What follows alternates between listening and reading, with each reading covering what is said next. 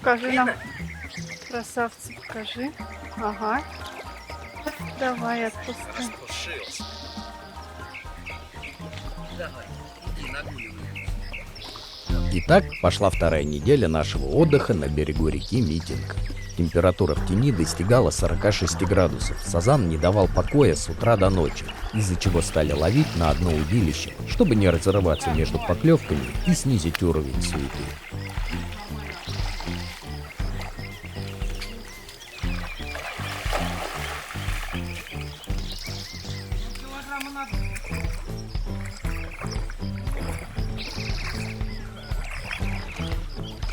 А это малыш. Сазанчик маленький. Вот того поменьше. Большой. Сазан Единственное беспокойство доставляли местные коровы, которые тут пасутся обособленным стадом без пастуха. Периодически стадо проходило в непосредственной близости к нашему лагерю, и некоторые особи пытались пройти к нам и полакомиться нашими припасами и одеждой. больной ногой это тяжело. Но туп-туп-туп-туп. Иногда приходилось и отгонять коров. На заметку, чтобы отогнать астраханских коров, достаточно сымитировать лошадиный топот копыт и свист наездников. Однажды поднялся сильный ветер, и егерь с какой-то местной турбазы в угоду туристам, желающим снять селфи на телефон, начал гонять нашего лебедя. Тут стало ясно, что лебедь был подранен и не может летать.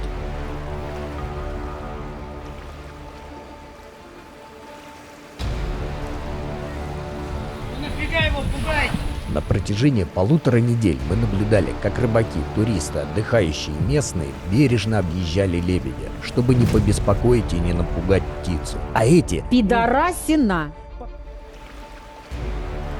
пришлось вмешаться и отогнать их от птицы. А ну пошли отсюда, пока я вам башку не оторвал! В общем, больше мы не видели нашего лебедя. Надеемся, что с ним все в порядке, и он нашел себе укромное местечко, где его никто не побеспокоит.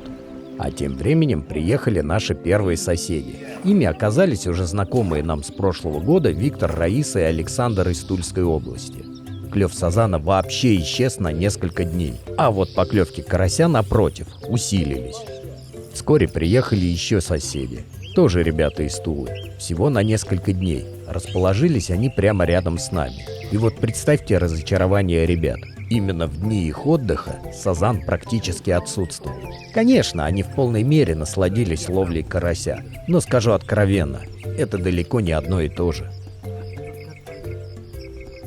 Ввиду отсутствия клёва сазана, Виктор максимально переориентировался на троллинг хищника.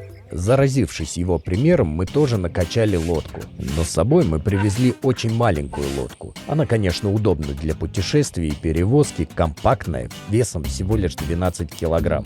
Если вы помните, на этой лодке с электромотором Лена покоряла Черное море. Ее удобно использовать для прикорма точки ловли или освобождения снасти при зацепе.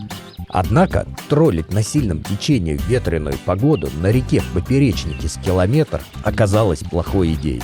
Да и зарядить аккумулятор – это не то же самое, что залить в бак бензин. В общем, мы психанули и поехали в Астрахань покупать бензиновый лодочный мотор. Естественно, в пик сезона, когда все раскупается, а цены на товар максимальные, мы не решились на дорогую покупку, а взяли китайский двухтактный HDX всего 2,5 лошади. Чтобы попробовать и понять, понравится ли нам вообще водомоторка как тема. И если да, то в межсезонье не спеша приобрести мотор уже получше.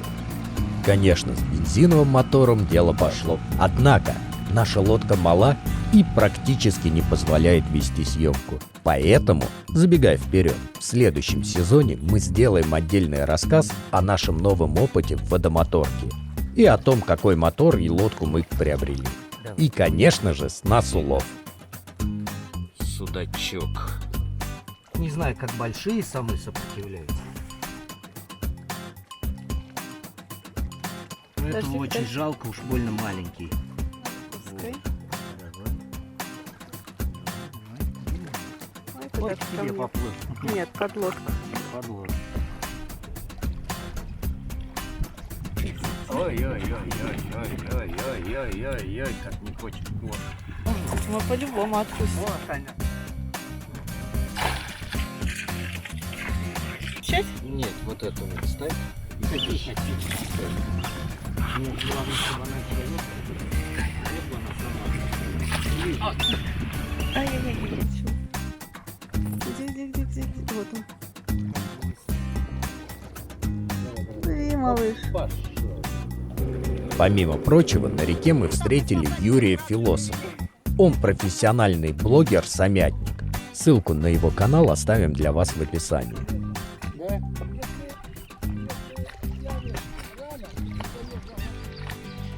Путешествие – это всегда новые знакомства. Рыбацкие истории у костра, душевное общение и дружба на многие годы.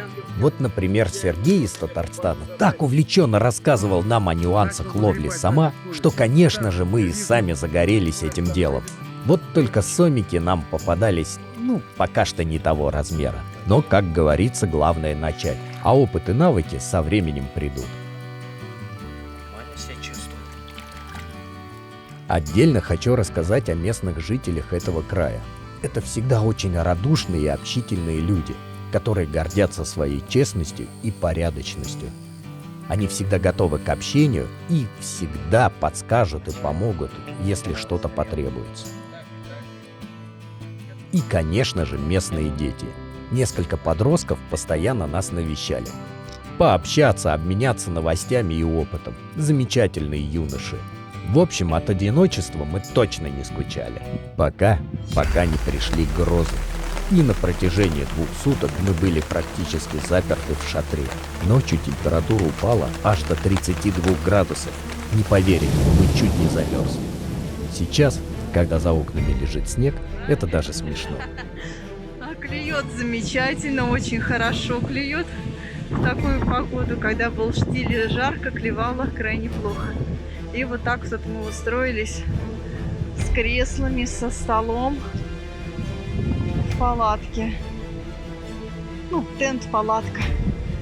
Здесь у нас спальное место, но оно разбирается на двойное. Это я так сложила, чтобы было попросторнее ходить. Собачка вот спит. Поводок длинный на кресле. А кошка гуляет. Кошка на охоте. В общем, вот такая вот у нас непогода на 2 дня.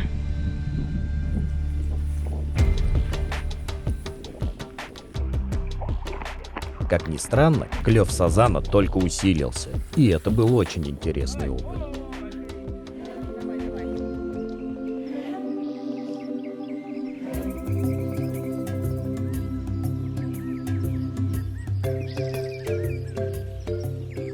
К сожалению, наш отпуск заканчивался, и мы потихонечку стали собираться домой.